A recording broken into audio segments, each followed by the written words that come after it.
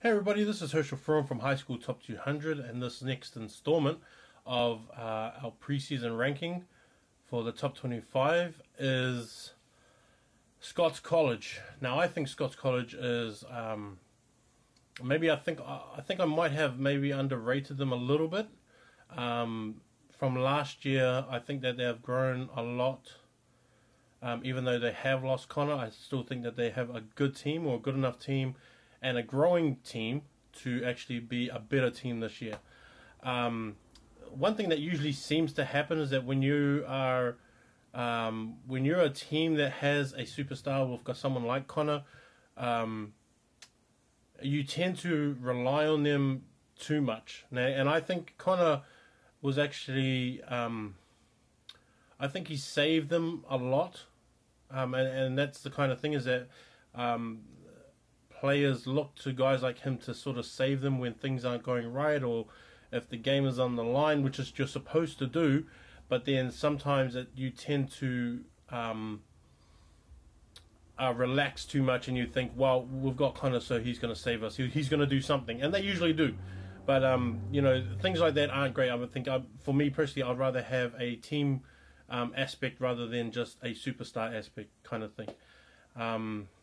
And so I think that's where Scots was last year, and the way that they ran, or the way that, not how they ran the team, but then how it kind of turned out every single game. And I don't really doubt them, because like Connor was that good of a player. They still had players like Werdner. Marlingi was a good prop last year, who I think was pretty underrated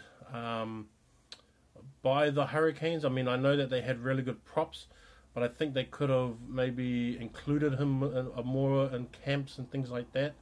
Moala Katoa is probably another guy that I would look at, because their front row is really strong. And I mean, I rated them nationally as a good front row as well anyway, because of Werdner, because of Moala, and because they have Sasiva, who's there as well, who was a year 10 hooker playing last year. So as a year 11, he may not be as old, but at least he's older.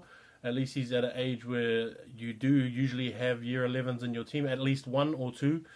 I think he would step up, because he's actually figured out, or not figured out, but he actually knows what to expect now as a year 10 player going into year 11.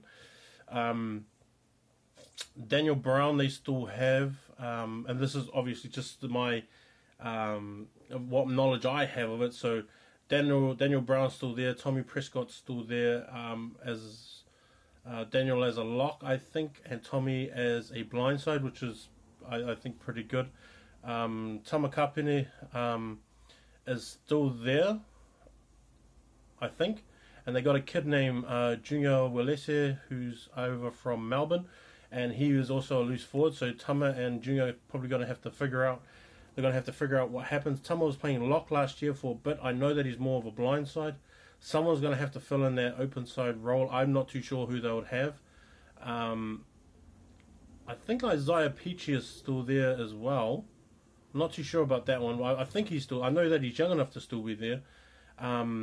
Jack Mixted and Marlaw are probably going to be the two guys. And Marlaw's the guy that I'll probably. I'll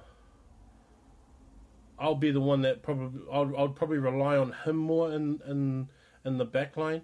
Jack's really good. I think he's a solid player. Putting Marlaw there as well makes it even better. I actually thought that it was going to go Marlaw and then Jack Gray at halfback and first five, but Jack Gray seems to be liking fullback, which I can fully understand as well, because you have to put Jack Mixted in there somewhere. Sometimes I think that even if you double up on positions, it's hard just to have one sit on the bench, because you're just wasting that talent away. So you got to find the alternative of one player going to one or whatever. So Marlaw's, I think they've decided to put Marlaw in their first five and had Jake start at halfback. Jaden Tuipolu is going to be there at 12, I think, with Ty Nelly, and then Sage Shaw Tate and Caleb Kavupati is going to be on the wings. Sage, I really like Jaden, and I really like Sage. I think those two young fellas coming up are going to be, along with Sassi, are probably going to be the go-to guys next year and even the year after, because I think all three of them are actually year 11s, and they all played first 15 last year as year 10s. So that's something that I'm going to be looking for as well. I've rated these guys pretty high, and and on paper it does make sense. I'm not too sure how in the Wellington competition it's going to go, because obviously I have Silverstream up there really high. I have these guys up there really high. Wellington's coming soon. Rongotai is coming soon as well. And St. Pat's has still got some really good players, and they're not far off those other ones as well. So this competition is going to be really tight. Scots are going to have they're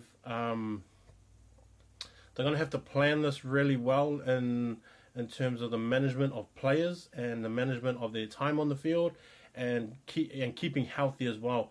I don't think they have that strong of a bench, but I know it's going to be pretty young. I think they're doing it the right way in terms of going young, because I think I would go young, have Sase, Sage, and Jaden. I would have them start, feel out this year, next year, and then when these guys are year 13s, along with a young bench that has come through with them, I think we're going to see somewhat of a super team in Scots College, let's say 2018, 2019. 19 will probably be that year.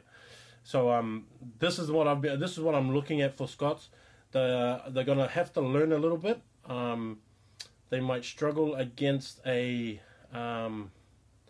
older team, but I would lean on this front row of Moala and Werdner for sure. I would make sure that Jack and Marlow got everything set, and Jack Gray pays attention to detail from at the back, because when he starts attacking, he's going to need those young fellas to switch on straight away to his attack, and then they're just going to have to run with him. If they're not communicating, and Jack hasn't communicated. See, I would put this on Jack, because he is the older one there, and he is the one that's already had this experience. So he's going to make sure Sage and also Jaden are switched on to what is happening and what he's doing at the back, and always talking to them to make sure that they're in line. Once there's a breakdown, Jaden's going to jump into it, Caleb's going to jump into it, Ty Nelly's going to jump into it as well, and Jaden's going to come after at the same time. So like all those guys all have to be switched on at one point, but they all pivot around the fact that Jack Gray's going to take these guys through. That's my review for preview for these fellas for 2017. The season's getting close, so let's get this started. Scots, peace.